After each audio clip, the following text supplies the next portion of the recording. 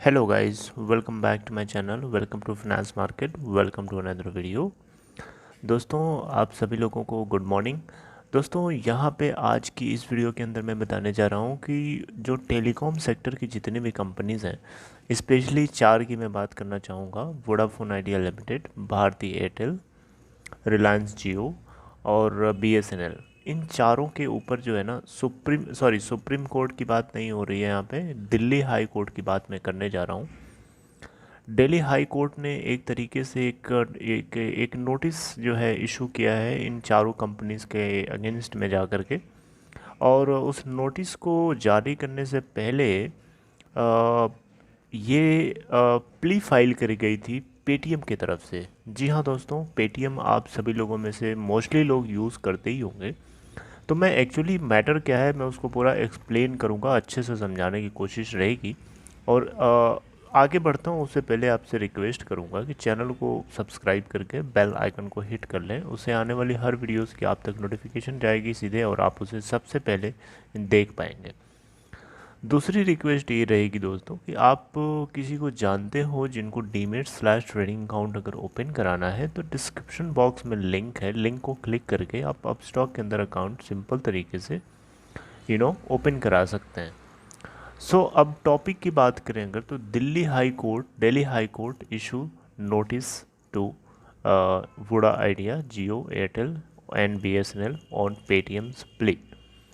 दोस्तों मैटर क्या है एक्चुअली मैं आपको डिटेल में समझाना चाहूँगा। आप यहाँ से स्किप ना करिएगा या छोड़ के ना जाइएगा, क्योंकि देखिए अगर आप टेलीकॉम सेक्टर में इन्वेस्टेड हैं तो छोटी से छोटी चीज़ और बड़ी से बड़ी चीज़ की जानकारी आप तक होनी चाहिए, क्योंकि हर एक छोटी चीज़ से लेकर बड़ी चीज़ का इम्पैक्ट डायरेक्टली मार्केट के ऊपर पड़ता है। और ये मेरा काम है, this is my duty, this is my job to let you know. आप सब लोगों को पता चलना चाहिए। तो इसीलिए मैंने सोचा कि ये इन्फॉर्मेशन एक इम्पॉर्टेंट हो सकती है, तो मैं इस चीज़ को समझाना चाहूँगा। दोस्तों हो ये रहा है यहाँ पे कि पेटीएम ने एक प्ली फाइल किया है इन तीनों चारों कंपनीज़ के अगेंस्ट में जा कर के दिल्ली हाई कोर्ट के अंदर। ऐसा क्यों किया? दोस्तों आप सभी लोगों में से हर कोई पेटीएम, लगभग जनरली लोग पेटीएम यूज़ करते हैं, मोस्टली लोग। तो एक्चुअली क्या होता है कि जैसे एक कस्टमर है, सपोज़ करिए वो मान लीजिए जियो का कस्टमर है, तो जियो का नंबर होगा ना, उसके पास एक मोबाइल नंबर होगी। उस मोबाइल नंबर को पेटीएम भी यूज़ करता है। पेटीएम सर्विस जो लोग यूज़ करते होंगे उनको पता होगा कि एक पेटीएम नंबर होता है, जो आपका मोबाइल नंबर होता है ना, उसी को पेटीएम नंबर बना लेता है। तो वो Paytm number mobile number common होता है। तो पेटीएम की जो सर्विस है वो इन टेलीकॉम सर्विसेज के ऊपर डिपेंडेंट है। हुई कि नहीं हुई? मोबाइल नंबर ही नहीं होगा किसी कस्टमर का तो उसका पेटीएम नंबर कहाँ से हो सकता है?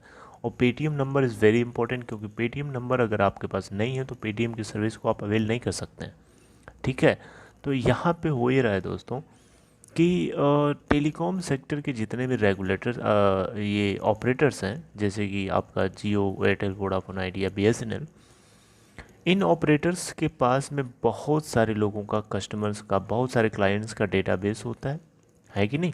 तो इन डेटाबेस को ये कंपनीज क्या करती हैं कि किसी टेली मार्केटर्स को बीच में जो अपने प्रोडक्ट्स एंड सर्विसेज को मार्केटिंग करने के पर्पज़ से इन नंबर्स को ख़रीद लेते हैं। कुछ पैसे देते हैं, उसके बदले में नंबर्स, डेटाबेस पूरा टेलीकॉम ऑपरेटर से ख़रीद लिया जाता है, ताकि वो अपने प्रोडक्ट एंड सर्विसेज को इन नंबर्स पे, इन डेटाबेस के ज़रिए, अब डेटाबेस के ऊपर जा कर के या तो डायरेक्ट कॉल करेंगे या फिर एसएमएस या लिंक किसी भी तरीके से भेज करके अपने प्रोडक्ट्स को एडवर्टाइज़ करते हैं ताकि उनकी सर्विसेज चले। लेकिन इसी रास्ते के ज़रिए कुछ फ्रॉड भी होने लगे उन कस्टमर्स के साथ। तो ये कहना है पेटीएम का। पेटीएम ने प्ली फाइल किया ये कहते हुए कि कंपनीज़ ने ऐसे लोगों को डेटाबेस ग्रांट कर रखा है जो लोग इस सर्विस का मिसयूज़ कर रहे हैं, और वो पेटीएम एडमिनिस्ट्रेटर बन करके हमारे अपने कस्टमर्स को फ्रॉड कर रहे हैं, उनके साथ धोखा हो रहा है, उनके साथ मिसयूज़ हो रहा है, उनके अकाउंट सेंसिटिव डेटा लीक हो रहे हैं और उनके साथ बहुत बड़ा फ्रॉड हो रहा है। तो ये कहना है पेटीएम का। तो इसी चीज़ को पेटीएम ने प्ली फाइल किया था दिल्ली हाई कोर्ट में, और दिल्ली हाई कोर्ट ने इसी के ऊपर एक नोटिस सुनाया है इन कंपनीज़ को। तो नोटिस क्या है आइए देख लेते हैं। छोटी सी आर्टिकल है, ध्यान से सुनिएगा। Delhi High Court asked the telecom operators. Delhi High Court asked the telecom operators and the sector regulator to respond to a plea by Paytm seeking rupees 100 crore in damages for failing to stop the phishing calls. 197 Communication Limited, private, the parent of financial services firm, argued that fraudsters claiming to be representatives of Paytm are spamming customers through SMSs or calls. They get the customers to part this with sensitive data, resulting transfer of money from their accounts. Right. A bench headed by Chief Justice D.N. Patel issued a notice to Vodafone Idea Limited, Bharti Airtel Limited, Bharat Sanchar Nigam Limited, and Reliance Jio Infocom Limited to respond. Alright. Paytm argued that the law makes it the responsibility of the telecom service providers to prevent such frauds and deter fraudsters. These frauds, it said, are a result of operators violating the Telecommunication Commercial Communication Customer Preference Regulation 2018, it added. Specifically, Paytm said that in its petition, the regulators require services providers to, ये 3 points इन्होंने भेजे हैं। इन 3 points इनकी demand है कि ये 3 points होने चाहिए। Verify purported telemarketers seeking registration with such telecos before granting them access to telecom's customer database. Customer database को ग्रांट करने से पहले उनकी प्रॉपर चेकिंग करी जाए, उनके ऑथराइज तरीके से देखा जाए कि क्या है, किस तरीके के वो टेली मार्केटर्स हैं, क्या उनका धंधा है, किस तरीके का बिजनेस है.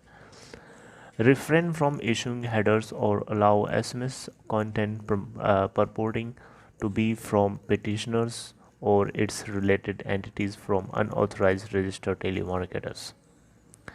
Take immediate remedial action against all fraudulent RTMS. The company added that the alleged frauds have caused significant damage to the brand of Paytm, resulting in customers losing faith in the company.